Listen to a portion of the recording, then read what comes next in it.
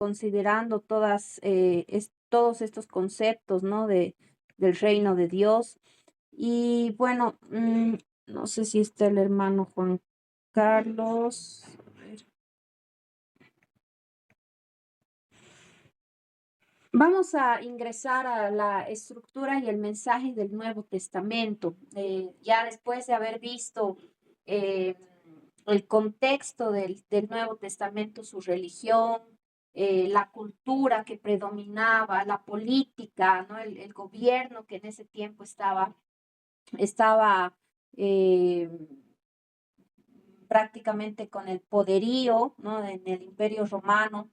Ahora ya nos enfocamos en lo central, vamos a llamarlo, ¿no? En lo central, que es el relato del gran milagro de Dios hecho hombre, hecho carne, para poder reconciliar a la humanidad consigo mismo. Entonces, se llama justamente Nuevo Testamento al conjunto de 27 libros, ¿no? Que nosotros tenemos en nuestras manos ya ahora bien estructurado, porque justamente anuncia el nuevo pacto, ¿no? Entonces, el Nuevo Testamento lo vamos a relacionar de esa manera, ¿no? Anuncia el nuevo pacto de Dios con los hombres por medio de Cristo. Entonces, el Antiguo Testamento mostraba justamente la justicia de Dios. Lo hemos estudiado en la materia anterior, la justicia de Dios a través de la ley, pero el Nuevo Testamento ya la revela, ¿no? Revela su justicia mediante la gracia y la verdad de Jesucristo. Entonces, vamos a estar estudiando estos 27 libros, sus autores, su contenido, el orden en que fueron escritos y bueno, todas las consideraciones, ¿no? Con respecto al Nuevo Testamento. Entonces, el Nuevo Testamento tiene 4 tipos de contenido, ¿no? Divisiones generales que tal vez ustedes conocen, ¿no? Tal vez las cartas paulinas, que también las cartas generales, que ustedes van a estar también llevando en materias, ¿no? Independientes, el libro de Hechos, todos esos libros, ya ustedes van a estar viendo más a fondo, ¿no? Cada uno de los libros y de su estructura normal que se tiene. Pero en cuanto al contenido del Nuevo Testamento, podemos dividirlo en estos 4 tipos, ¿no? De contenido, que es histórico, doctrinal, personal y profético. Ya cada libro se clasifica según su enfoque principal, porque no quiere decir que los libros históricos no contengan doctrina o que los libros proféticos tal vez no contengan historia, ¿no? El libro profético. Pero vamos a estar analizándolos cada uno de ellos. Entonces, se puede clasificar según su enfoque principal. Ahora, ¿qué podemos decir de los libros históricos? En los libros históricos se incluyen las 4 narraciones de la vida de Cristo, ¿no? Se cuenta la historia de la vida, el nacimiento, el ministerio de Jesús y todo lo que Jesús hizo en la tierra. Entonces son narraciones de la vida de Cristo, Mateo, Marcos, Lucas y Juan. Y la narración de los comienzos de la iglesia, el libro de los Hechos. Entonces, estos 5 libros conforman la sección, ¿no? Según su contenido, lo vuelvo a repetir, conforman esta parte de los libros históricos, ¿no? Y se les llama históricos,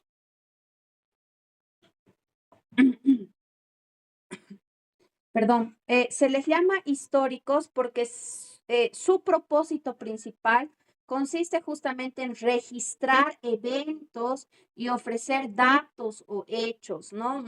Entonces, no solamente están digamos así, no solamente nos narran la vida de Cristo o los inicios de la iglesia, más que todo son tal vez más que datos en cuanto a datos así históricos, así, nos revelan al Hijo de Dios en acción, ¿no? Entonces son libros muy importantes que cada uno de nosotros tenemos que estudiarlo ya mucho más a fondo. Ahora, estos libros históricos, justamente,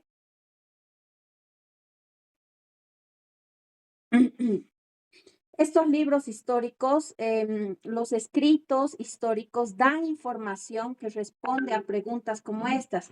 ¿Qué ocurrió? ¿Qué ocurrió? Em, ¿Qué ocurrió? ¿Dónde ocurrió? ¿Cuándo ocurrió? ¿Quién lo hizo? ¿Y qué se dijo? ¿Y cuál fue el resultado? ¿No? Todas estas preguntas se responden a través de estas narraciones que se tienen, ¿no? Vamos a hacer un ejercicio, por favor, si podemos buscar Lucas 4, del 31 al 37, por favor.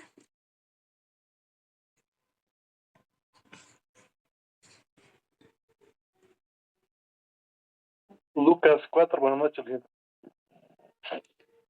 Muy buenas noches, 31 al hermano. 17. Por favor, Lucas 4, del 31 al 37. ¿Está bien? Dice así.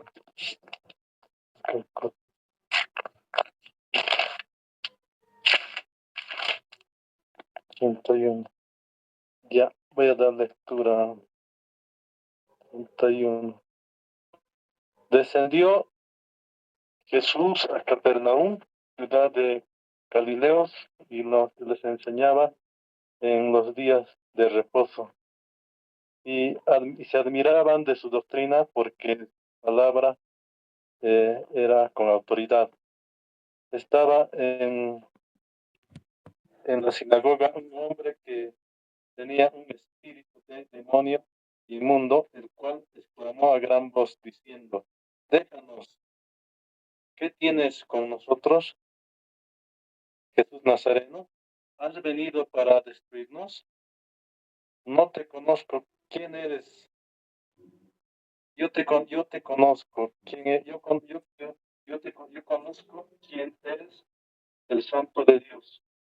Y Jesús le respondió diciendo: cállate y sal de él. Entonces el demonio, derribándole en medio de ellos, salió de él y no le hizo daño alguno. Y estaban todos maravillados y hablaban unos a otros diciendo: ¿qué palabra es esta que con autoridad y poder manda a los espíritus inmundos y salen?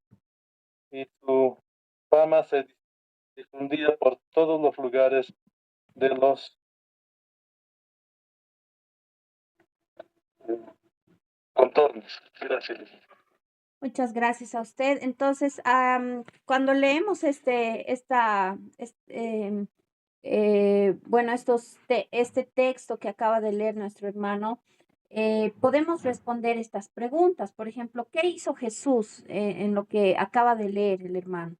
¿Qué hizo Jesús en esta ocasión?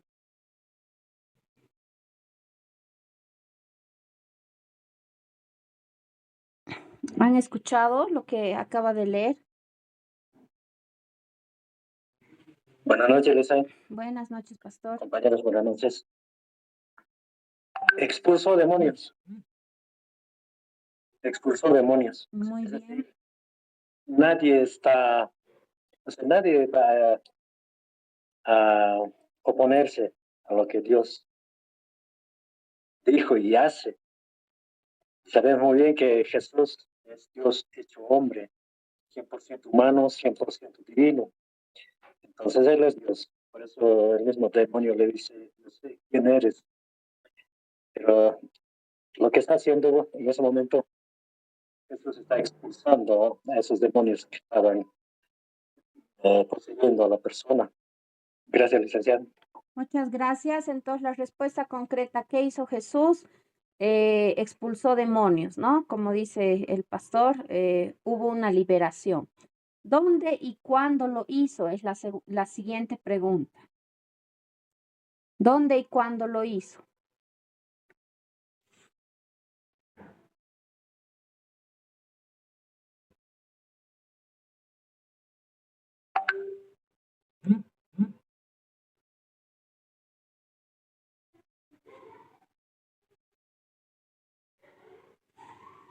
A ver, lo voy a volver a leer, hermanos. Por favor, escuchen, ¿ya?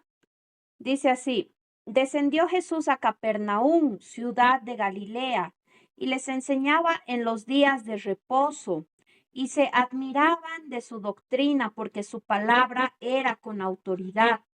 Estaba en la sinagoga un hombre que tenía un espíritu de demonio inmundo, el cual exclamó a gran voz diciendo, déjanos, ¿qué tienes con nosotros, Jesús Nazareno? ¿Has venido para destruirnos? Yo te conozco quién eres, el Santo de Dios. Y Jesús les reprendió diciendo, cállate y sal de él. Entonces el demonio, derribándole en medio de ellos, salió de él y no le hizo daño alguno. Y estaban todos maravillados y hablaban unos a otros diciendo, ¿qué palabra es esta que con autoridad y poder manda a los espíritus inmundos y salen?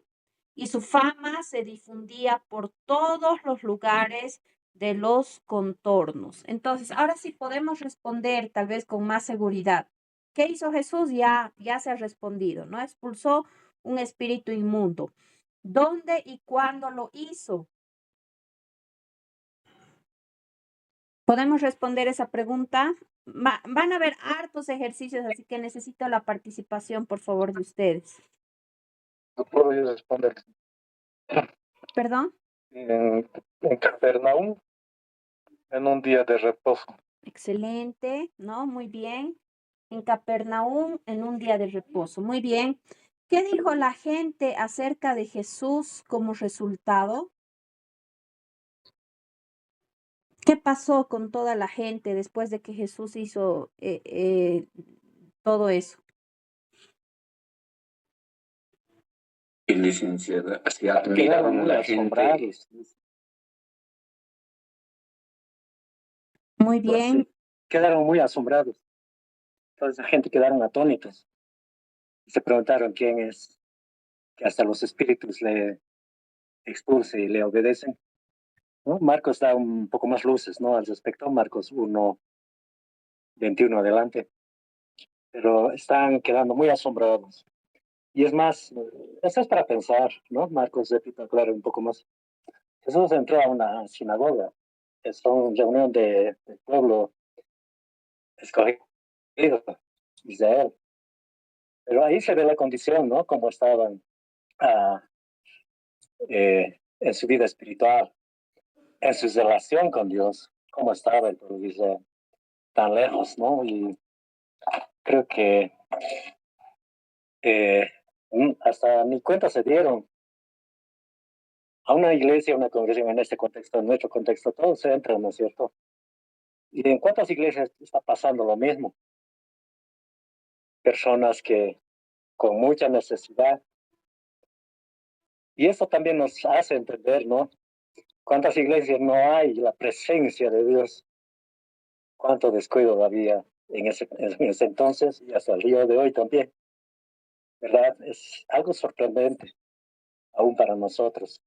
Reitero, los que estaban ahí dentro en la sinagoga, celebrando su sábado, por supuesto, en qué condición estaban, ¿no?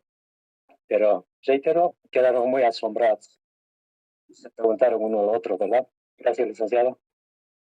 Muy bien, muchas gracias, Pastor Justo José y Justo Aliaga también, a los dos que han estado respondiendo. Entonces, ¿qué dijo la gente acerca de Jesús? Como resultado, se maravillaron, se asombraron, estaban atónitos, ¿no? Y la siguiente pregunta dice, ¿quién más oyó acerca de lo ocurrido? ¿Quiénes más escucharon de esta palabra?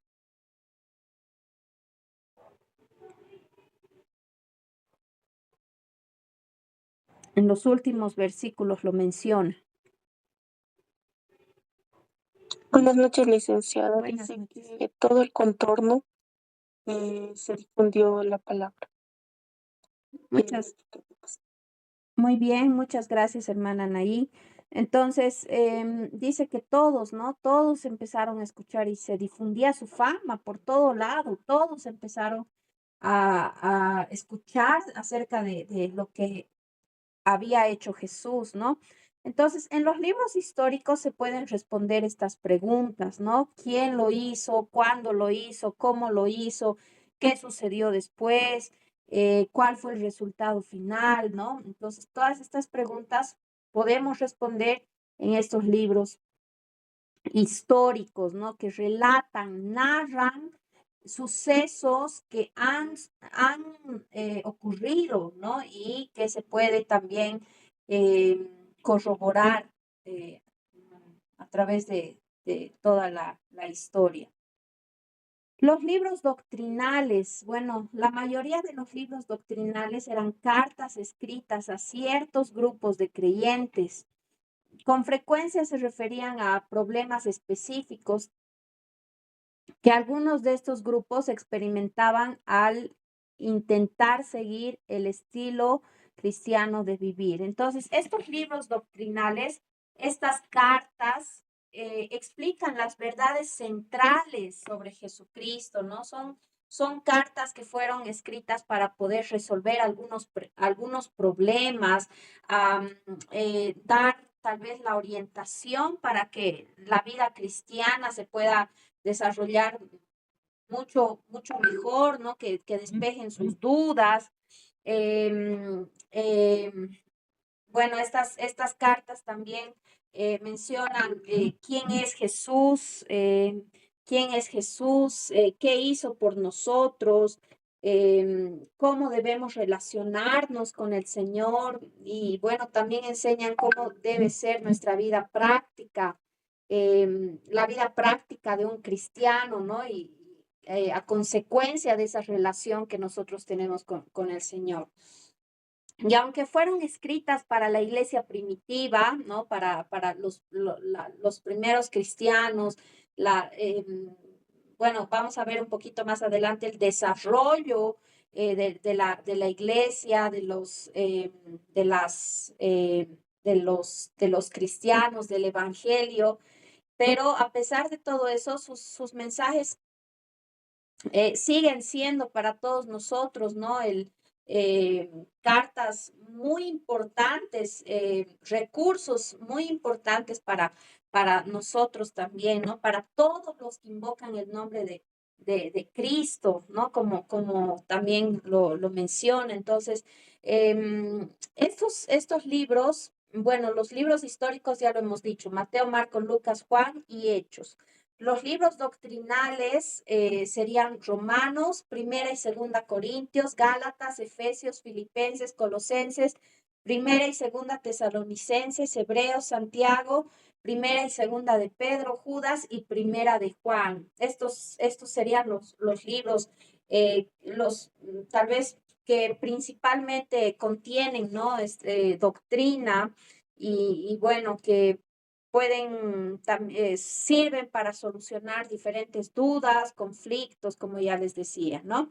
Vamos a hacer otro ejercicio, por favor, estén atentos.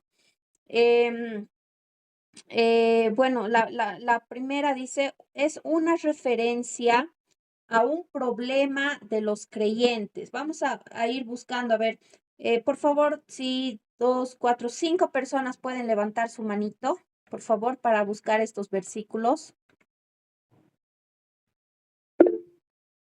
Gracias, Pastora Victoria. Entonces, Gálatas 1, 1 y 2, Pastor Justo Aliaga, Gálatas 1:6, Pastora Fanny, Efesios 1:11. ¿Quién más puede leer? Hermano Narciso, Colosenses 3:13 y una persona más, por favor. Hermano Cristian, gracias. Hebreos 1:3, ¿ya? Si ya lo tienen, pueden abrir sus micrófonos y darle lectura. Amén. Buenas noches, licenciada. Buenas noches. Pastores. Amén. Gálatas 1:1 dice Pablo, apóstol, no de hombres ni por hombres, sino por Jesucristo y por Dios el Padre, que lo resucitó de los muertos. Y todos los hermanos que están conmigo a las iglesias de Galacia. Hasta ahí es 1 y 2. Muchas gracias. Entonces, para todos los cristianos, ¿no? Dice, ahora, esto es una referencia a un problema de los creyentes. ¿Sí o no?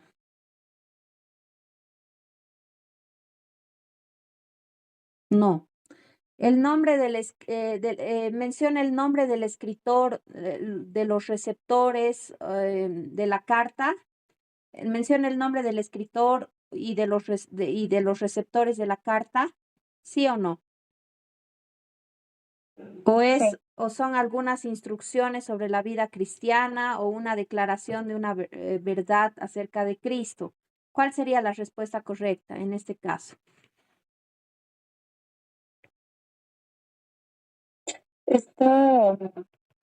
Hay una presentación, ¿no? Donde Pablo dice, soy apóstol por Jesucristo y está dirigiéndose a los hermanos que están en Galacia, ¿no? Conmigo en las iglesias de Galacia.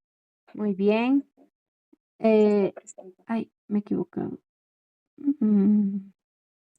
Ahora no sé cómo borrar.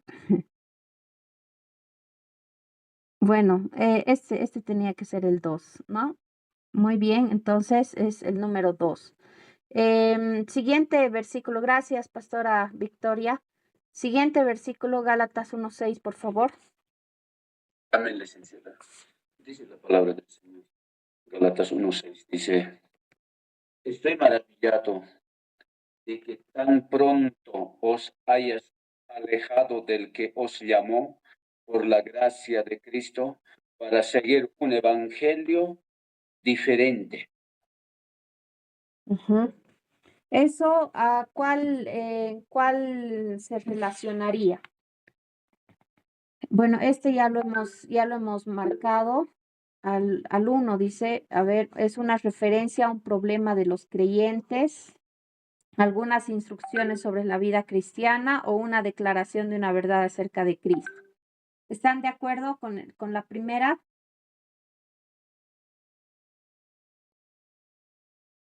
Muy bien. Gracias, Pastor José. ¿No? Es una referencia. ¿Por qué?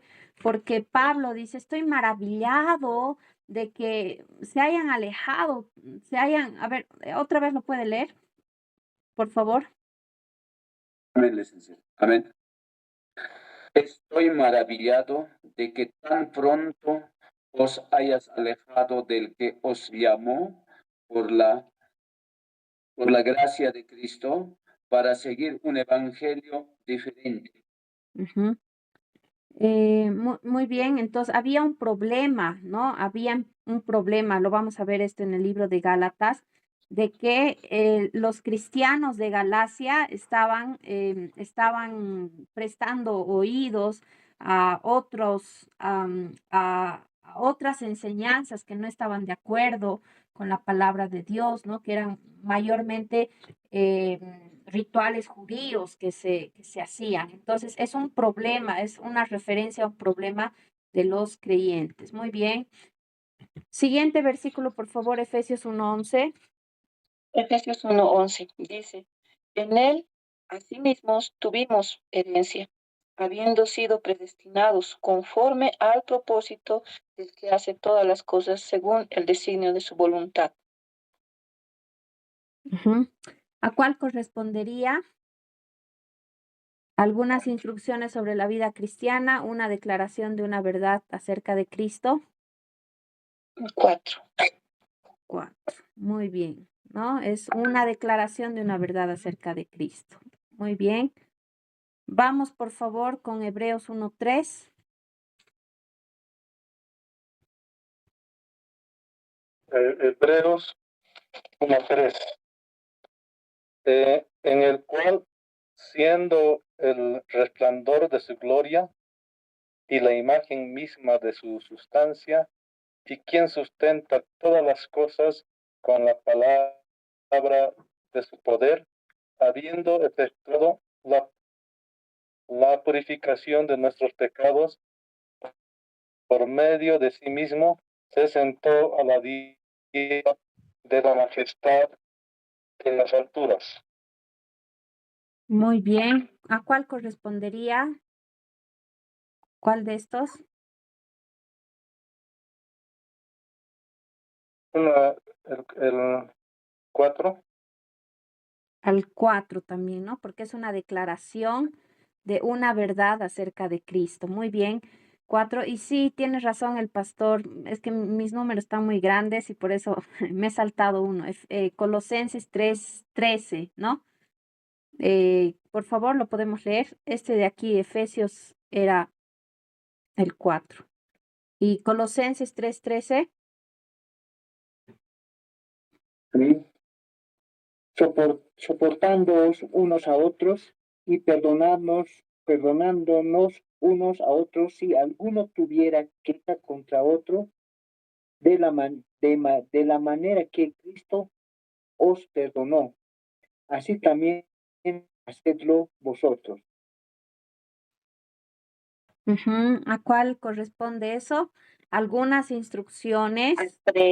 Muy bien, algunas instrucciones sobre la vida cristiana, ¿no?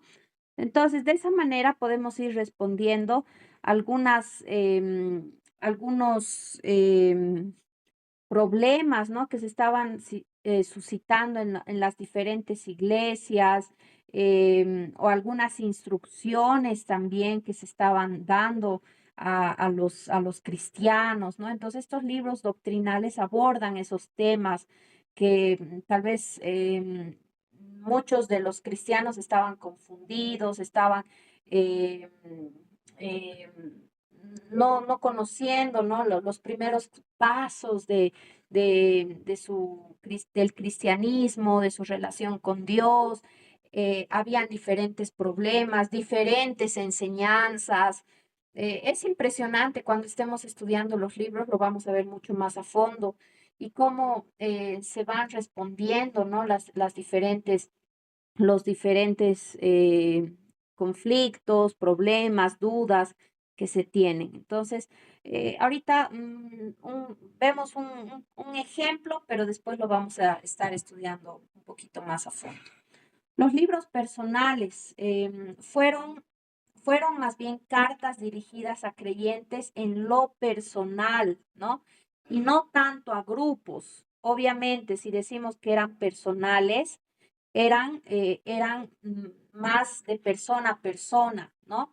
En el caso anterior, por ejemplo, estos libros doctrinales sí eran dirigidos, sus receptores eran todas las iglesias e incluso eran cartas circulares que se tenían, ¿no? Que se mandaba, digamos, a una iglesia y esa iglesia enviaba a otra iglesia porque tal vez estaban pasando por el mismo problema o para que también, si en lo futuro pasaban ese problema, que ellos también puedan tener, ¿no? Todas esas cartas. Estos libros doctrinales estaban más destinados a la iglesia en general, ¿no? A los grupos. Estos libros personales dirigidos a creyentes más específicos, ¿no? Pastora Fanny, ¿quiere decir algo, tal vez? No, licenciada, he olvidado bajar la mano. Ah, ya, está bien. Muy bien. Entonces, son 6 epístolas, primera y segunda de Timoteo, Tito, Filemón y segunda, tercera de Juan. ¿Ya? Tal vez ustedes dirán, pero solamente primera y segunda de Timoteo le envía a Timoteo y Tito podríamos decir que son personales, pero bueno, Filemón vamos a estarlo analizando y segunda y tercera de Juan. ¿Por qué no primera de Juan? Vamos a estarlo analizando, pero en este caso podemos decir que los libros personales, primera y segunda de Timoteo, Tito, Filemón y segunda y tercera de Juan, ¿ya? Entonces, aunque tal vez eran cartas, esto también es importante mencionar que aunque tal vez eran cartas personales, dirigidas, por ejemplo, Pablo le envía esta carta a Timoteo, ¿no? O Pablo le envía esta carta a Tito, también le envía esta carta a Filemón, y Juan también envía la carta a Gayo, a, a una señora, ¿no? A una mujer también, y lo vamos a estar estudiando. Pero aunque, bueno, estas cartas son más dirigidas a personas específicas, pero también tienen instrucciones importantes para toda la iglesia, ¿no? Como por ejemplo es el caso de el libro de Timoteo, tienen instrucciones muy importantes para, por ejemplo, la elección de diáconos, para los requisitos para ser obispos, pastores, ¿no? Entonces, cómo elegir los líderes, cómo administrar la iglesia, consejos prácticos también para la vida cristiana y el ministerio. Entonces son libros muy importantes también, ¿no? No quiere decir que netamente para alguien específico, sino tienen mucha riqueza también para grupos, ¿no? Para toda la iglesia, pero son más de carácter, por eso les decía, lo esencial, lo más relevante, por eso tal vez los podemos direccionar o acomodar en esta sección, ¿no? De libros personales. Y existe también un libro profético en el Nuevo Testamento, ¿no? El libro profético por excelencia es Apocalipsis, aunque muchos libros del Nuevo Testamento también incluyen algo de profecía, ¿no? Por ejemplo, Mateo, como lo hemos visto, Mateo, y bueno, vamos a ver también, ¿no? Otros libros como Tesalonicenses también, y bueno, hay muchos libros, Corintios también, que tienen algo de profecía, ¿no? Pero Apocalipsis se enfoca completamente en ella, ¿no? Entonces, sus propósitos son dos. Primero, poder darle a la gente un mensaje acerca de su situación presente y cómo pueden reaccionar a ella. Y segundo, poder revelar eventos futuros y en el plan de Dios para el mundo. Ahora, aquí ustedes me dirán, depende también la postura, ¿no? Hay muchos tal vez que van a decir que ya el libro de Apocalipsis ya se ha estado viviendo en la historia, o que ya en este tiempo ya lo estamos viviendo. Otros dirán que no todavía, que va a ser para el futuro. Eso también depende mucho, ¿no? Tal vez lo van a estar estudiando más a detalle cuando lleguen a este libro, ¿no? O bueno, vamos a ver también algo acerca de esto, ¿ya? Vamos a hacer otro ejercicio, y ahora sí con todas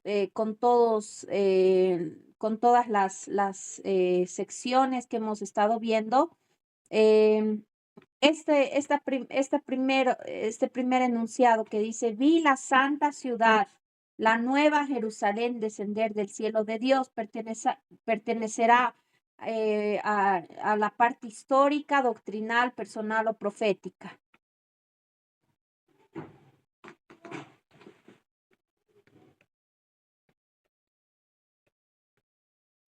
Cuatro, a ver, es profético, ¿no? Profético, muy bien. Vosotros pues sois el cuerpo de Cristo y miembros cada uno en particular. Esto será histórico, doctrinal, personal o profético.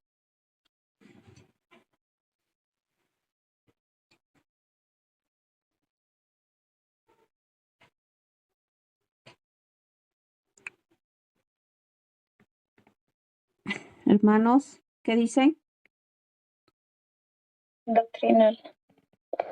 Doctrinal. Muy bien. Doctrinal. La siguiente dice: de Troas vinimos con rumbo directo a Samotracia. Eso será histórico, doctrinal, personal o profético.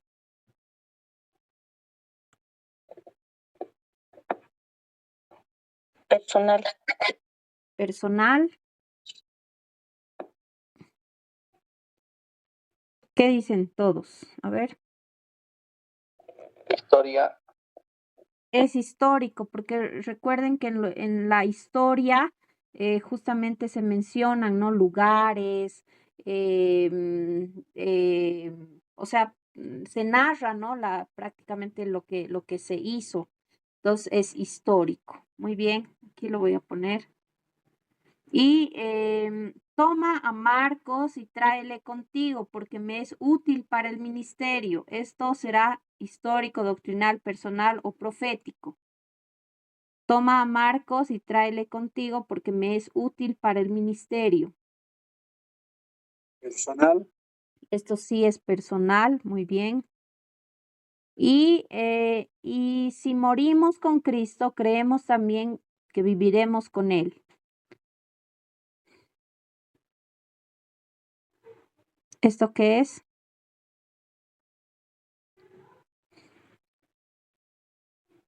Profético.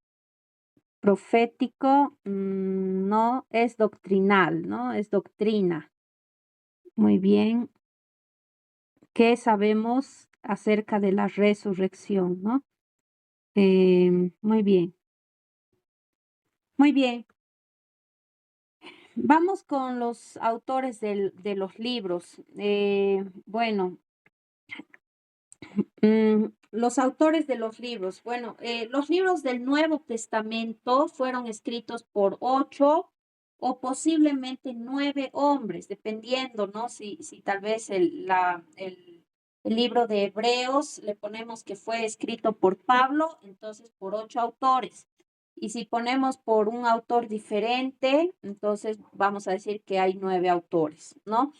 Que eran Mateo, Pedro, Juan, Marcos, Judas, Santiago, Lucas, Pablo y el escritor de la carta a los hebreos. Ahora, de estos hombres que escribieron, de estos personajes que escribieron, todos eran judíos excepto uno, ¿no? Excepto uno que justamente era Lucas, ¿no? Lucas, aquí está Lucas. Este no era judío, pero después todos, Mateo, Pedro, Juan, Marcos, Judas, Santiago y Pablo, todos ellos eran judíos, ¿ya? Mateo, Pedro, Juan, estos tres eran miembros del grupo original de los 12 discípulos, ¿no? Pertenecían a este círculo de los discípulos, ¿no? Que estaban con Jesús. Marcos, Judas y Santiago se habían asociado, ¿no? Se habían asociado con los discípulos y también formaban parte de la iglesia primitiva. Entonces no eran personas desconocidas, sino que Marcos, Judas y Santiago, ellos eran también muy allegados a los diferentes, a los discípulos y después llegaron a ser líderes prominentes en la iglesia primitiva. Después también podemos decir que Lucas y Pablo, estos últimos dos, tal vez conocían a quienes habían sido testigos del ministerio y la vida terrenal de Jesús, ¿no? Entonces, prácticamente todos tenían un conocimiento muy profundo acerca de quién era Jesús, qué cosas había hecho o por lo menos habían tenido un encuentro personal, ¿no? Con Jesús, como es el caso de Pablo. Podemos también mencionar de que, bueno, no todos escribieron de a un libro. Por ejemplo, Mateo escribió el Evangelio de Mateo, Marcos, el Evangelio de Marcos, Lucas escribió 2 libros, Lucas y Hechos. Juan escribió el libro, 5 libros, ¿no? Juan, primera, segunda y tercera de Juan y el libro de Apocalipsis, 5 libros. Santiago escribió el libro de Santiago, Judas, y ese por si acaso no fue el que traicionó a Jesús, ¿no? Vamos a estar viendo más adelante. Pedro escribió primera y segunda de Pedro. No se sabe con exactitud quién escribió el libro de Hebreos, pero lo más probable es que haya sido el apóstol Pablo, y Pablo escribió el libro de Romanos, primera y segunda de Corintios, Gálatas, Efesios, Filipenses, Colosenses, primera y segunda Tesalonicenses, primera y segunda de Timoteo, Tito y Filemón. Entonces, en la Biblia, los libros del Nuevo Testamento están ordenados por su contenido, no no tal vez de forma cronológica, ¿no? Primero están los históricos, como ya lo hemos mencionado antes: Mateo, Marcos, Lucas, Juan y Hechos. ¿Dónde está Hechos? Aquí, justamente. Mateo, Marcos, Lucas, Juan y Hechos, ¿no? Estos 5 primeros libros, los libros doctrinales. Después están los libros personales. Después, al final, ya, no, perdón, primero están los libros históricos, luego los doctrinales, luego los personales, y al final está el libro profético, ¿no? De esa manera están acomodados en nuestra Biblia. Ahora, hay aquí algunas preguntas que quiero que ustedes respondan. ¿Cada libro del Nuevo Testamento fue escrito por una persona diferente? ¿Verdadero o falso?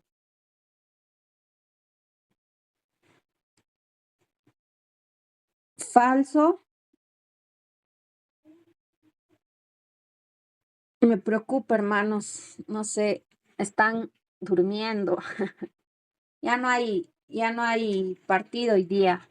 Bueno, falso, ¿no? Falso. Cada uno de no todos los libros fueron escritos por una persona diferente. Muy bien.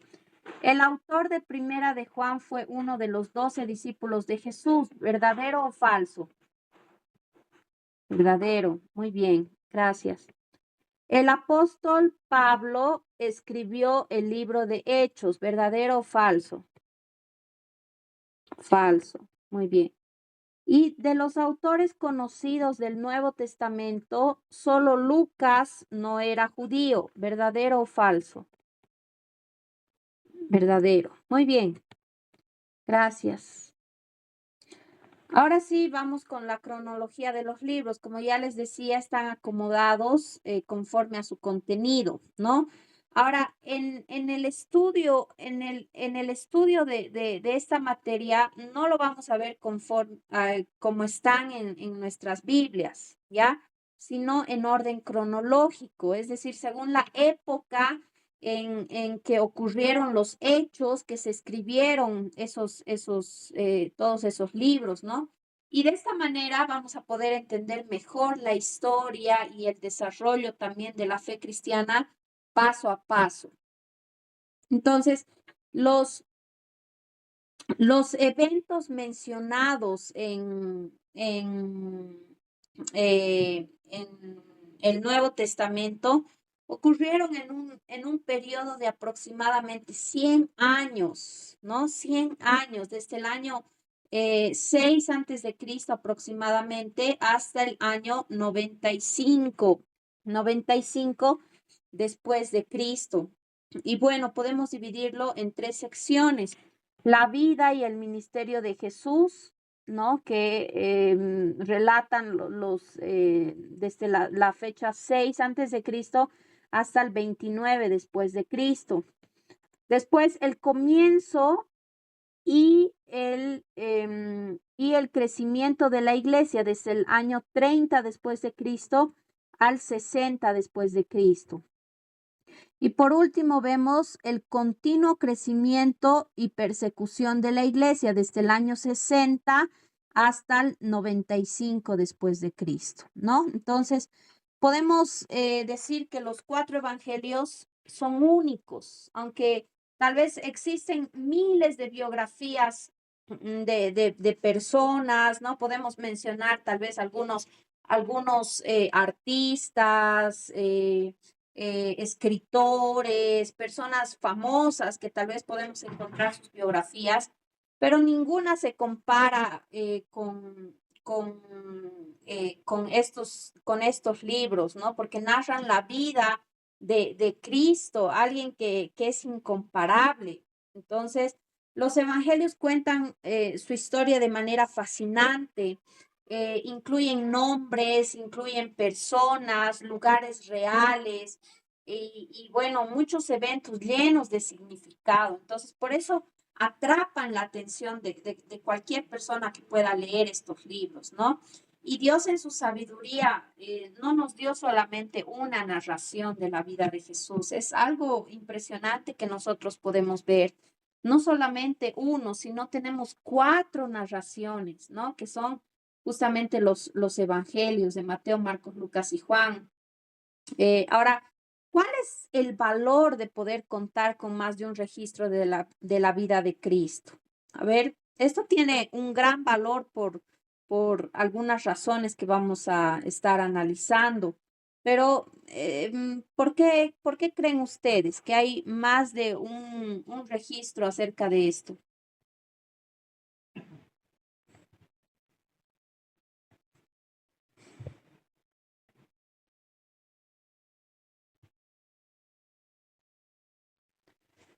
Hermanos, ¿por qué podríamos decir que es algo muy bueno que no contemos con uno, sino con 4?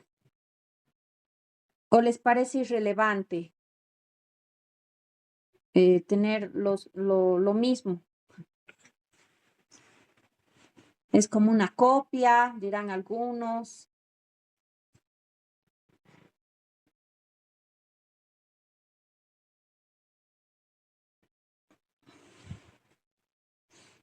Licenciada, yo, bueno, considero que es una confirmación, ¿no? De lo que realmente Cristo hizo y además es visto de distintas formas, ¿no? Cada uno lo relata de una forma, pero al final trata de mostrar lo mismo, los mismos hechos que han sucedido, solamente que de distintos puntos de vista, o de una forma de relatar incluso, ¿no?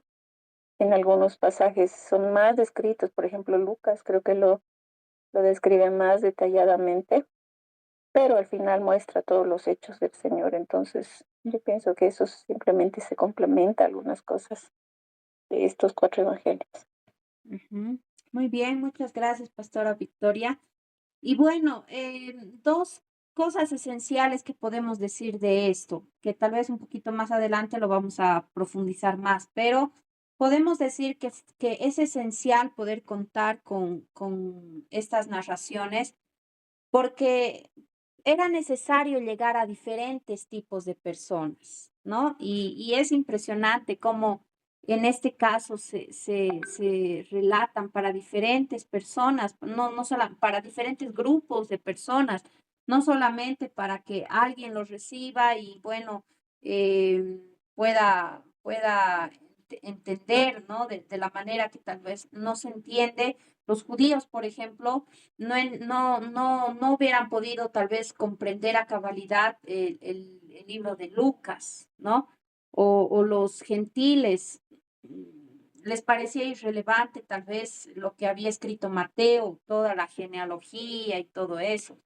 Entonces, era necesario poder contar con con estas 4 narraciones porque justamente se quería llegar a diferentes personas, ¿no? Entonces, esa es una de las razones. Y segundo, para poder reforzar lo esencial de la vida de Jesús. Como hace un momento decía el pastor justo José Condarco decía, hay el libro de, de- no me acuerdo qué libro dijo, y tampoco me acuerdo. Marcos. Marcos, ¿no? Estábamos, creo, leyendo Mateo, ¿no? Y él dijo, en Marcos se lo entiende mucho mejor, da más detalles, ¿no? Entonces, podemos encontrar estas referencias de esa manera. Tal vez en Mateo muestra un panorama general, pero en Lucas o Marcos, ¿no? Ya lo explican un poco más detallado, ¿no? Dan detalles que tal vez el otro no da. Entonces tienen diferentes dimensiones en cuanto la narración, ¿no? Que lo vamos a estar también viendo. Entonces, vamos a decir que son como 4 pintores que retratan el mismo personaje. Tal vez algunos lo harán de distinto ángulo, ¿no? Son diferentes pintores, pero retratando a la misma persona. Todos muestran al mismo Cristo, pero desde diferente ángulo, ¿no? Entonces, podemos decir de que son esenciales, ¿no? Los 4 evangelios. Después también vamos a estar viendo el libro de los Hechos, que relata el inicio de la iglesia y la expansión del evangelio. En esto también vamos a tal vez entrar en algunas posturas diferentes, ¿no? Que algunos tal vez dirán que la iglesia no nació en ese periodo de la historia, otros dirán que sí nació, entonces vamos a estarlo analizando también. Las epístolas paulinas, cartas escritas por Pablo a diversas iglesias y líderes, epístolas que fueron escritas tanto de manera personal como a grupos, como ya lo hemos mencionado también, ¿no? Y las epístolas generales, escritos que fueron dirigidos a la iglesia en general, no a tal vez a cartas generales, ¿no? A las iglesias de manera general. Y el libro de Apocalipsis, un libro profético que revela la consumación del reino de Dios. Entonces, realmente el mensaje central del Nuevo Testamento es la nueva alianza entre Dios y la humanidad a través de Jesucristo, quien nos reconcilia con el Padre y nos da acceso a su reino, poder y gloria, ¿no? Entonces, esa es una materia esencial para que nosotros podamos ver la grandeza de Dios, ¿no? Ahora, como ya preguntábamos hace un momento, ¿cuál sería el valor de poder contar con más de un registro de la vida de Cristo? Ya les mencionaba, es muy importante, pero también podemos decir de que estos 4 evangelios no fueron escritos, bueno, no se escribieron tal vez por todas las cosas que ellos vieron. Recordemos que Mateo, Marcos, estuvieron con Jesús, ¿no? Juan también eran discípulos de Jesús. Ahora, ellos podían relatar así, o como escribir un diario, ¿no? De todas las cosas que hicieron. Pero vamos a leer estos 2 versículos, Juan 21-25.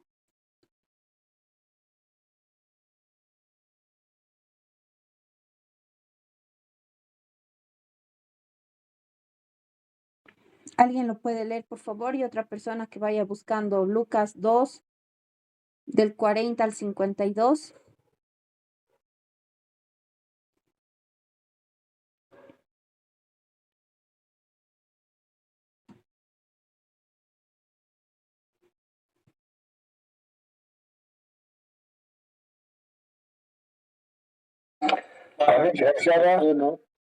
Juan 21-25, eso no. Sí, por favor.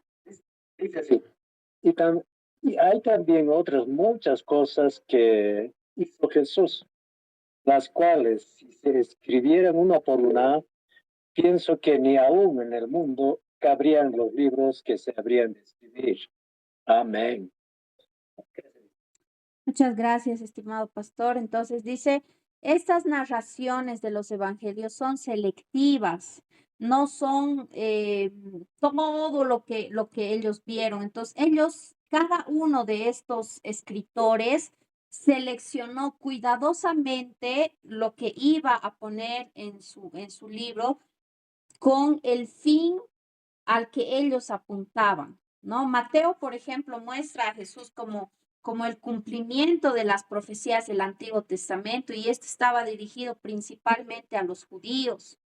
Marcos resalta la acción y el poder del ministerio de Jesús, y esto conecta más con los romanos, porque ellos estaban acostumbrados a valorar la fuerza y los hechos, ¿no? Las cosas visibles. Entonces, Marcos se enfoca a esa situación, ¿no? Dirigido mayormente a los romanos.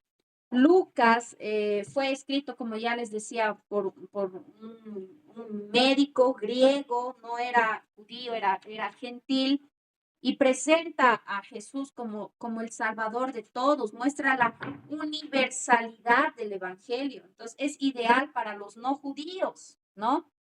Porque muestra de que todos son prácticamente iguales o aceptados por el Señor.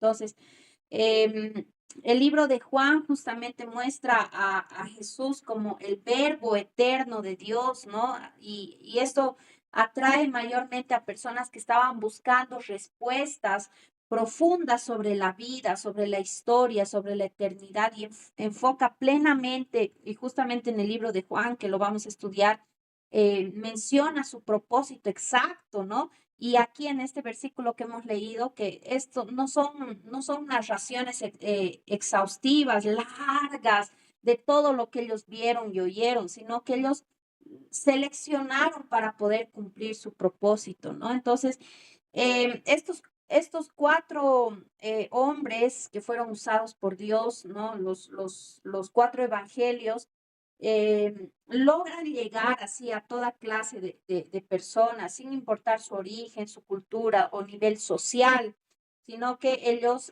tenían un propósito y al escribir estos escritos, cumplieron su propósito, ¿no?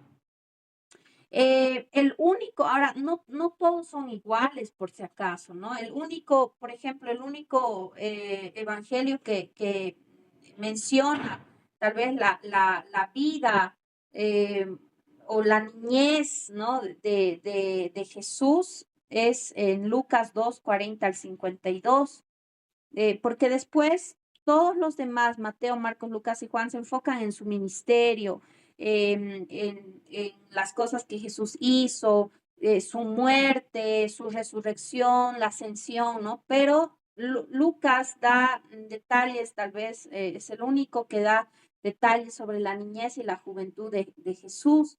Y después todos los demás pasan por alto, ¿no? Y bueno, no se da más detalles. Pero era porque justamente querían cumplir el propósito, ¿no? Al que ellos apuntaban.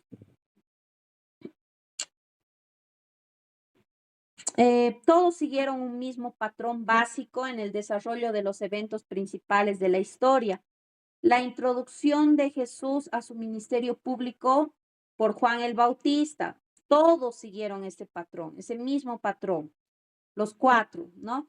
Luego siguen los milagros, las enseñanzas, los encuentros de Jesús con sus discípulos, la gente y los líderes judíos. Y finalmente pasamos a la entrada triunfal de Jesús en Jerusalén, su arresto, juicio, crucifixión y resurrección, ¿no? Entonces, vemos que ellos tenían un propósito. Ahora, esto es muy importante también tener en cuenta. No hay cuatro evangelios, amados hermanos, sino un solo evangelio, una sola historia de buenas nuevas acerca del Hijo de Dios que vino a salvar a los pecadores. No son cuatro historias diferentes, no son cuatro narraciones que se contradicen o que no sé, tal vez hablan de diferentes personas. Es un solo mensaje de salvación, ¿no? Que Dios vino a salvar, el Hijo de Dios vino a salvar a los pecadores. Entonces, eso es algo importante que debemos mencionarlo, ¿no? Ahora, los lugares donde Jesús vivió y ministró, bueno, Jesús no se quedó estático, ¿no? Ya hemos visto que tal vez no se menciona mucho acerca de su niñez, de su juventud, ¿no? No se mencionan muchas cosas con respecto a eso, no se dan detalles con respecto a su vida, tal vez qué hacía Jesús en su adolescencia, si estudiaba, trabajaba, o no sé, cualquier cualquier cosa que tal vez podamos nosotros preguntarnos o imaginarnos, ¿no?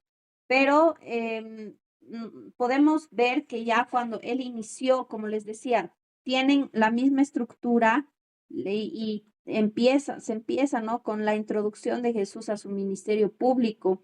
Entonces, podemos ver que describe mucho ya cuando Jesús inició su carrera ministerial, ¿no? Bueno, ese era el propósito también por el cual vino. Entonces, él no se quedó estático en un solo lugar. Él sabía a lo que había venido y vino a cumplir, ¿no? Entonces, los lugares donde Jesús vivió y ministró, bueno, esta tierra tenía varias regiones con diferentes paisajes, todo este sector donde Jesús estaba tenía diferentes tal vez regiones, ¿no? Diferentes lugares, la planicie costera, por ejemplo, que era junto al mar Mediterráneo, la cordillera central, que justamente se extiende desde Dan y Cedes en el norte hasta Beerseba en el sur. Esto estaba lleno de montañas, estaba también lleno de colinas, ¿no? También vemos el Valle del Jordán, que comienza al norte del mar de Galilea y se extiende hacia el sur hasta el Mar Muerto, ¿no? Entonces también podemos ver que también existía, ¿no? Un valle, entonces había cordillera, había cordilleras, había también la parte costera, había valle y también había una meseta oriental, ¿no? Al otro lado del río Jordán, que justamente estaba situado al este del Jordán, ¿no? Era una planicie que había. Entonces, todas estas regiones obviamente tenían sus características, ¿no? Pero fue por todos estos lugares donde Jesús recorrió, ¿no? Muchas de estas regiones en su ministerio Jesús estuvo trajinando por aquí, ¿no? Jesús recorrió, caminó muchísimo, entonces su ministerio no se quedó estático ahí solamente ahí en Jerusalén, ¿no? Y ahí estaba y ahí predicaba, tenía su iglesia, su iglesia en casa y ahí se quedó. No, él viajaba muchísimo, todo, todos estos lugares, y no eran lugares que tal vez nosotros a veces caminamos, ¿no? Un kilómetro y ya estamos con la lengua afuera. Jesús recorría todos estos lugares para ir y predicar el evangelio, ¿no? Entonces, es asombroso cómo Jesús tenía este deseo, ¿no? Para que todos puedan escuchar el evangelio y puedan llegar también a recibir esta salvación tan preciosa. Galilea fue donde Jesús creció, ¿no? Donde creció ahí en Nazaret, justamente. No sé si ustedes pueden ver por ahí en el mapita, pero esta parte justamente Galilea, ¿no? Jesús ahí nació y, bueno, creció en Nazaret, ¿no? Y fue ahí donde hizo su primer milagro, ¿no? En las bodas de Caná, justamente, ¿no? Entonces, podemos ver que Linda. Loma. Pastor David, su micrófono, Pastor David Orlando. Sí, me disculpas. Sí, ya. Entonces, bueno, ahí realizó también en esta sección de Galilea, ahí, como ya les decía, creció en Nazaret, hizo su primer milagro en Canaán. En Capernaum llamó a la mayoría de sus discípulos, ¿no? En este sector. Y bueno, aunque algunos despreciaban a los galileos, pero Jesús pasó gran parte de su ministerio en ese lugar, ¿no? Fenicia era un lugar, él era al noreste, en la costa, en esa parte de la costa. Jesús fue a Tiro, a Sidón también, ¿no? Fue a estos lugares donde sanó a la hija de una mujer sirofenicia, ¿no? Que se describe y bueno, que también esta mujer demostró gran fe. Entonces, Jesús estuvo recorriendo por estos lugares, Tiro, Sidón, ¿no? Que estaba justamente por este sector. También vemos que Jesús andó por esta parte que estaba conformada también por diferentes ciudades. Decápolis justamente viene de 10, vamos a decir así, ciudades, ¿no? Que eran pequeños lugares que también Jesús estaba ahí, ¿no? Era una, era cultura griega, estaban muy influenciados por los griegos prácticamente. Y allí también Jesús sanó a un endemoniado en Gadara, ¿no? Y bueno, él visitó también lugares como Gadara, Cesarea de Filipo, ¿no? Que estaba en este sector de Decápolis. Samaria, bueno, sus habitantes eran un pueblo mestizo que los judíos rechazaban totalmente, no los querían, los samaritanos y los judíos no se llevaban bien, ¿no? Pero Jesús habló con samaritanos, ¿no? Como la famosa conversación con la mujer samaritana en el pozo de Sicar, justamente por este sector, en Sicar. Y bueno, él se mostró como Mesías, ¿no? Y bueno, tuvo esta conversación tan profunda con la mujer. Perea, ¿no? También estaba al otro lado del río Jordán, justamente. Y bueno, Jesús enseñó también, ¿no? En pueblos, aldeas, cuando iba rumbo a Jerusalén, entonces pasaba por este sector de Perea y todos estos lugares, ¿no? Y obviamente Judea, ¿no? Judea, aquí estaba Belén, el lugar de su nacimiento, Belén, ahí nació Jesús. Jerusalén, donde predicó, ¿no? Predicó, murió, resucitó ahí en Jerusalén. Betania, si ustedes se acuerdan también, ahí estaba cerquita de Jerusalén, pero ahí estaba Betania, donde vivían Marta, María, Lázaro, ¿no? También visitó ese lugar. También visitó Emaús, Jericó, ¿no? Y bueno, fue también en Jerusalén donde asistió a las diferentes fiestas judías, fue crucificado, resucitó y luego ya ascendió al cielo. Entonces, Jesús, nuevamente lo repito, no se quedó en un solo lugar, sino que recorrió distintas regiones, distintos lugares por todo esto, ¿no? Que él estuvo andando y bueno, llevando el mensaje del reino a los judíos, a los samaritanos, a los gentiles. Él no dijo, tú no eres judío, entonces no voy a hablar contigo, como, ¿no? Él siempre estuvo abierto a poder sanar incluso a personas que no eran judíos, ¿no? Fue a todas estas regiones que prácticamente no eran judíos, pero que él había estado predicando, ¿no? Predicándoles. Ahora, este mapita está, si no me equivoco, en el workbook, ustedes lo tienen que dibujar, ¿ya? Pueden sacar de este mapa, que prácticamente este está en el libro, Reino, Poder y Gloria, en la biblioteca que está también ahí en la página, o pueden buscar también otro mapita, pero ustedes lo tienen que dibujar a mano, por favor, ¿ya? Bueno, eso podemos mencionar con respecto a los lugares que Jesús estuvo, ¿no? En los que Jesús estuvo.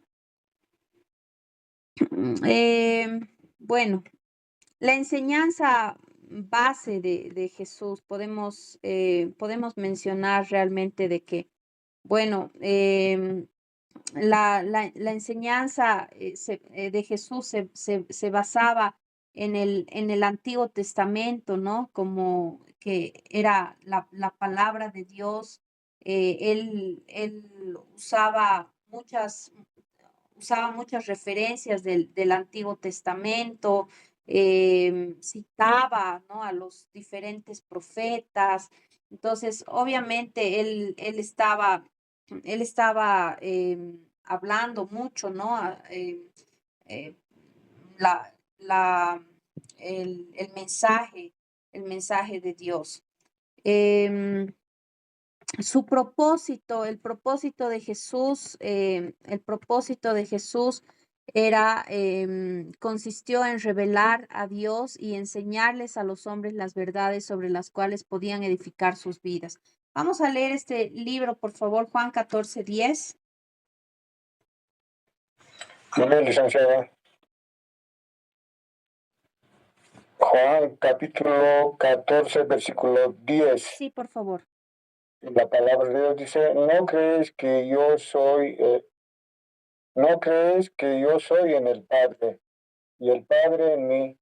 Las palabras que yo os hablo, no las hablo por mi propia cuenta, sino que el Padre que mora en mí, Él hace las obras. Amén, licenciada. Muy bien, muchas gracias. Entonces, él hablaba, ¿no? Con autoridad, hablaba justamente todo lo que él había ido a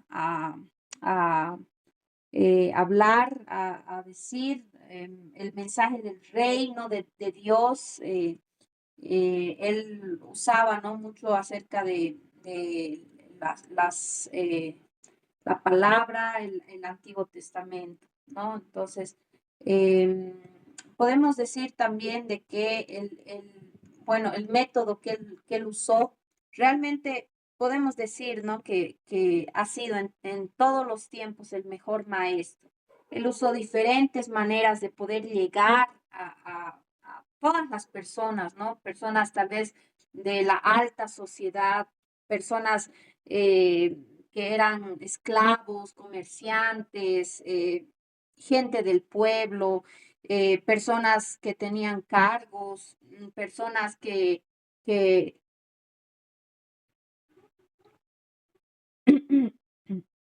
personas que estaban enfermas, personas que estaban tal vez con espíritus malignos, personas que estaban desesperadas, personas que a un montón de gente, ¿no? Él buscaba la metodología para poder acercarse a, a todas estas personas y poder enseñarles la palabra del Señor, de Dios, ¿no? Enseñó en las sinagogas, en el templo, enseñó en las calles, en las casas, en todo lugar. Él donde iba, enseñaba el mensaje, daba el mensaje y bueno, él siempre estaba hablando, no necesitaba tal vez un púlpito, no necesitaba estar en el templo para poder predicar. Donde él iba, él hablaba a todas las personas, ¿no? A las que él tal vez se encontraba o veía por ahí, mucha gente le seguía. Entonces, él usaba diferente metodología para poder llegar a diferentes grupos de personas, ¿no? Una de los métodos que él usaba eran justamente las parábolas. Las parábolas son relatos simples, ¿no? Relatos simbólicos que ilustran verdades espirituales, pero que tienen tal vez, que todos lo pueden entender, ¿no? Que, por ejemplo, la semilla de mostaza. Recordemos que, bueno, especialmente los judíos eran agricultores, pescadores, ¿no? Entonces, todas las cosas que Jesús les hablaba, ellos lo entendían muy bien porque ese era su contexto en el que vivían, en el que trabajaban, ¿no? Entonces, él relacionaba cosas que eran conocidas para ellos para poder mostrarles, ¿no? Ilustrarles verdades que eran profundas y que tal vez si Jesús no hubiera puesto estas ilustraciones, ellos no hubieran podido entender, ¿no? Entonces, estas parábolas eh, se recordaban fácilmente, ¿no? Tenían esta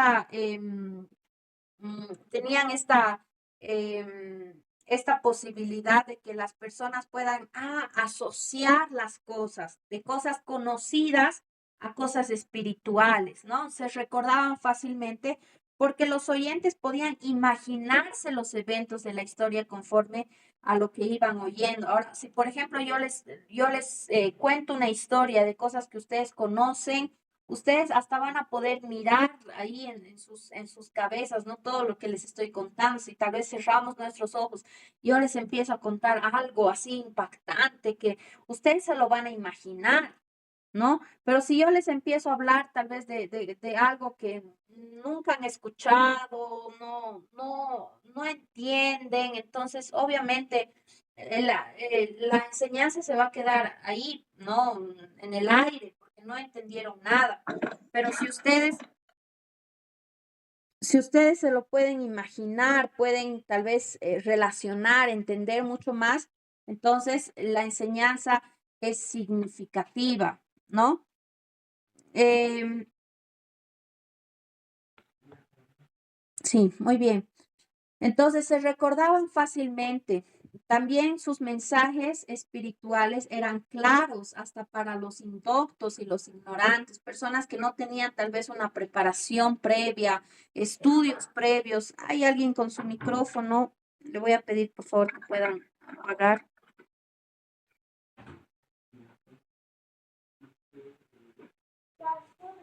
A ver. Muy bien, creo que ya lo apagaron. Entonces, había gente que tal vez no tenía estudios previos, ¿no? Estudios tal vez profundos, pero todos los mensajes de Jesús, todos lo podían entender, porque como ya les decía, eran cosas que ellos conocían de su vida diaria, ¿no? Y tercero, demostraban el interés de Jesús por las necesidades de sus oyentes. No eran mensajes bueno, demasiado lejanos, ¿no? Para las personas, cosas que ellos no puedan entender y que, bueno, yo ya cumplí, ¿no? Jesús podía decir de esa manera, yo ya cumplí, yo ya les dije, si entienden o no entienden, ya es cosa de ellos. No, Jesús quería realmente que se pueda captar el mensaje, ¿no? Y que ellos puedan realmente eh, recibirle y bueno, tener, ¿no? En su corazón también bueno, recibirla en su corazón y tener esta transformación, este cambio. Entonces, Jesús demostraba a través de sus enseñanzas, demostraba que él estaba interesado en que sus oyentes puedan entenderle. Entonces, las parábolas era un método que Jesús usaba para atraer a los oyentes y que ellos puedan entender el mensaje que Jesús les quería dar, ¿no? También Jesús utilizó dichos cortos. Jesús usó dichos cortos para fijar ciertas verdades en la mente de sus oyentes. Estos dichos cortos eran también refranes que contienen enseñanzas muy profundas, ¿no? Por ejemplo, el que quiere ser primero sea último, ¿no? Eso está en Marcos 9:35. Y bueno, estos hacían reflexionar, no se olvidaban fácilmente, ¿no? Porque ahí daba vueltas en la cabeza. El que quiere ser primero sea último. Entonces, ellos tal vez al escuchar todos estos dichos cortos, estos refranes, se acordaban, ¿no? Y bueno, reflexionaban. Entonces, vamos a ver algunos ejemplos. Mateo 10:16, Mateo 10:39 y Juan 11:25, por favor. Si lo pueden leer.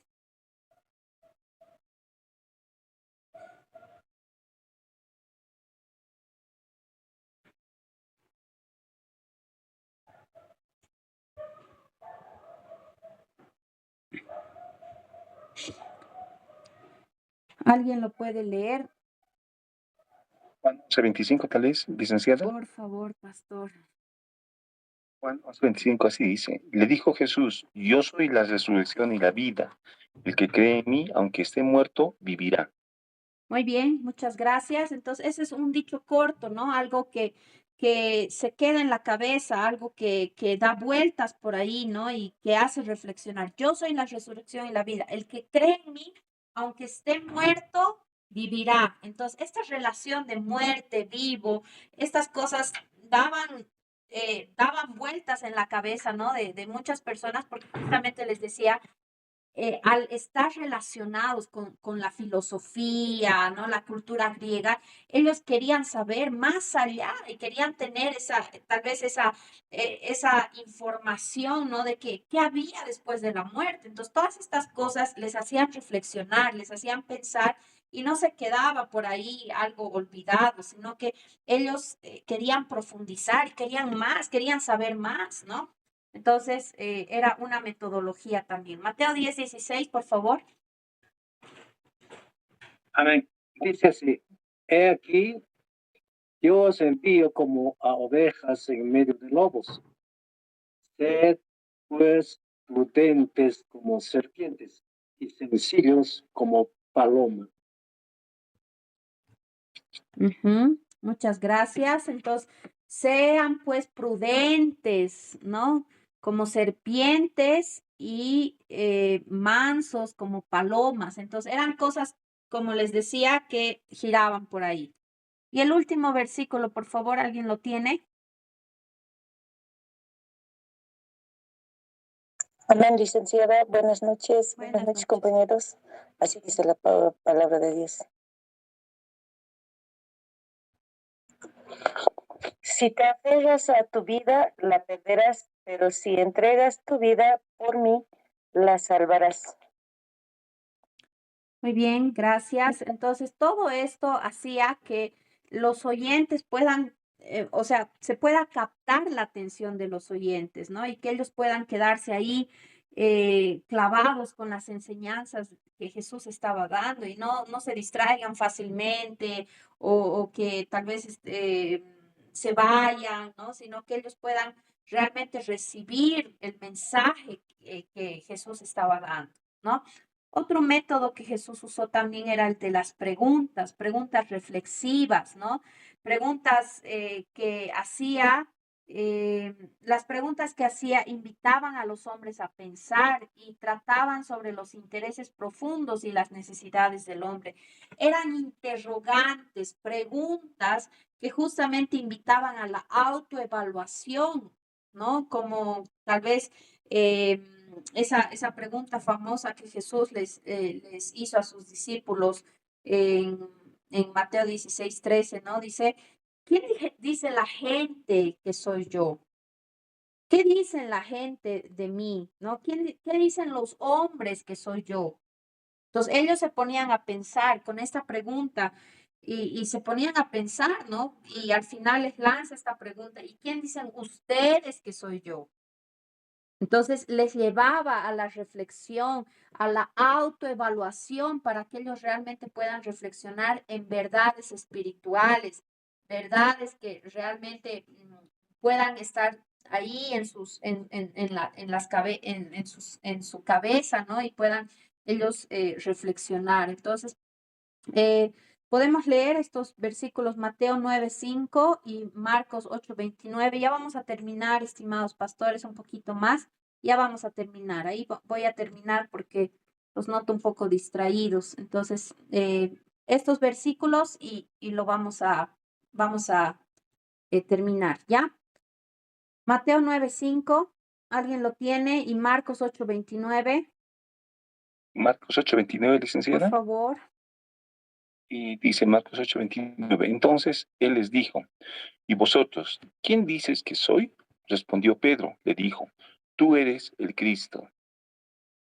Muy bien, gracias. Entonces, ahí Jesús les dice, ¿quién dice ustedes que soy? Entonces Pedro les responde, ¿no? Obviamente tuvo que pensar la respuesta, ¿no? Entonces, esto le llevó a un momento tal vez de reflexión, de pensar, ¿quién realmente es? Y es como que a nosotros nos hacen una pregunta, ¿no? Tal vez, no sé, una pregunta así que nos hace pensar. Tal vez algunos de ustedes les han hecho así una pregunta profunda, ¿no? Y bueno, a ver qué tal vez cómo te ves de aquí a unos 5 años y empezamos a pensar, ¿no? ¿Qué es lo que quiero? ¿Qué deseos tengo? ¿Qué tal vez el Señor pone en mi corazón? ¿O cuál es la voluntad de Dios? ¿No? Y bueno, empezamos a revolver así todas las cosas para poder dar una respuesta. Entonces, de la misma manera, Jesús también hacía estas preguntas que eran reflexivas, ¿no? Para todas las personas. Y también, también usaba estas lecciones objetivas, ¿no? Que eran lecciones extraídas de situaciones diarias, como cuando también usó a un niño para poder ilustrar la humildad, ¿no? Entonces eran lecciones que realmente atraían a todas las personas. Entonces, estos métodos demuestran la sabiduría de Jesús, obviamente, que Jesús tenía, eh, no vamos a decir diplomado, ni masterado, ni doctorado, no sé qué algo más puede haber en educación, ¿no? Educación superior, educación, todas lo que podemos usar, entender las metodologías que Jesús usó para poder captar la atención, ¿no? Entonces, eh, Jesús tenía muchísima sabiduría de poder comunicar estos principios espirituales de forma comprensiva, memorable, ¿no? Que ellos puedan realmente entender y aplicar el mensaje que Jesús les estaba dando, ¿no? Entonces, podemos decir de que Jesús enseñó acerca del reino de Dios, su verdadera naturaleza, sus demandas, enseñó acerca del hombre, su responsabilidad hacia Dios y la forma en que él trata a los demás, enseñó acerca de sí mismo, su misión, su relación singular con Dios, su muerte, su resurrección y su segunda venida. Entonces, todas estas enseñanzas tal vez que podrían parecer complejas, que muchas veces tal vez nosotros como pastores, como líderes, no sabemos enseñar o no podemos abordar temas que son tal vez bastante complicados, ¿no? Tal vez con nuestros niños, con nuestros hijos, abordar temas tal vez de la sexualidad, temas que son bastante complejos, ¿no? Pero que vemos que Jesús usó diferentes métodos para que sus oyentes puedan captar el mensaje que se les estaba dando, ¿no? Y eso también nos habla a nosotros, ¿no? De que nosotros también estemos interesados en que el mensaje sea entendible, ¿no? Yo he escuchado muchos mensajes que tal vez pastores que tal vez empiezan por enseñando en Génesis, se van al arca de Noé, dan una vueltita con la vida de David, luego tocan el ministerio del apóstol Pablo, la traición de Judas y terminan en Apocalipsis y al final se les pregunta a los hermanos, ¿y de qué ha predicado el pastor? Ah, de toda la Biblia, pues no han entendido nada. Por eso nosotros tenemos una gran responsabilidad.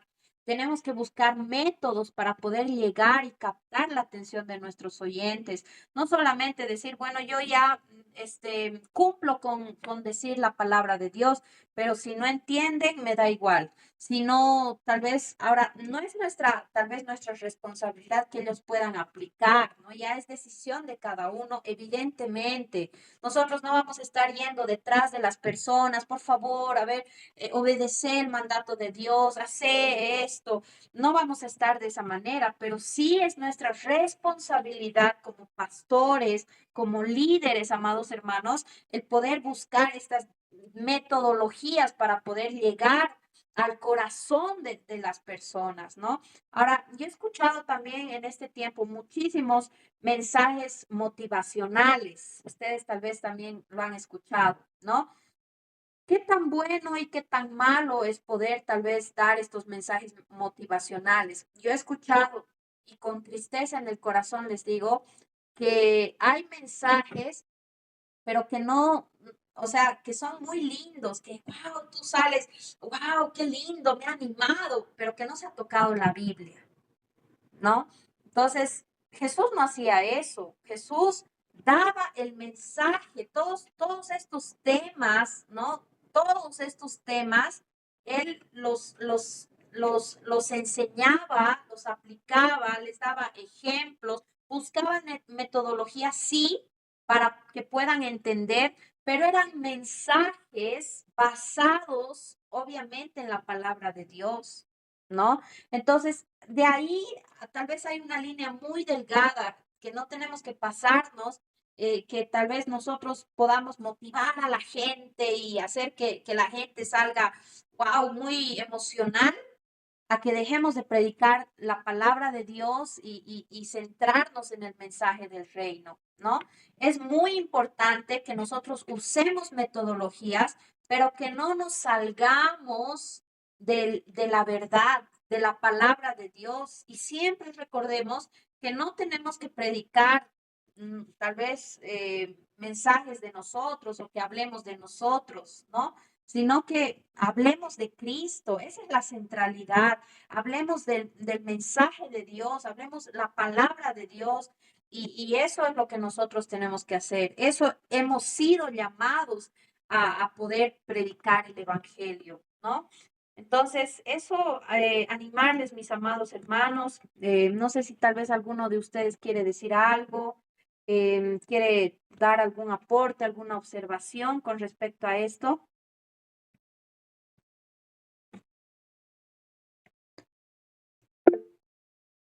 Muy bien, adelante, Pastor David, por favor, gracias. Licenciada, una consultita.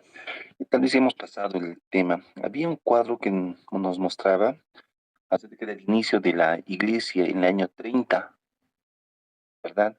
Ahora, esa es mi duda. Viéndolo desde una postura pactual, efectivamente, ahí es donde se inicia la iglesia, pero muchos de nosotros no entendemos que es 33 después de Cristo. Creo que es una postura dispensacional. ¿Eso en cuál se ha basado, licenciada, para tener ese cuadro? Bueno, con las fechas me dice, ¿verdad? ¿Por qué están estas fechas? Sí. A ver, les voy a volver a mostrar el cuadrito. Les mencionaba, cuando les mostraba este cuadrito, les mencionaba que también aquí vamos a tener diferentes posturas, ¿no? Acerca del inicio de la iglesia, como usted lo decía, ¿no? Hay algunos que van a decir que la iglesia no nació en este tiempo, sino nació bueno, desde el Génesis está la iglesia, ¿no?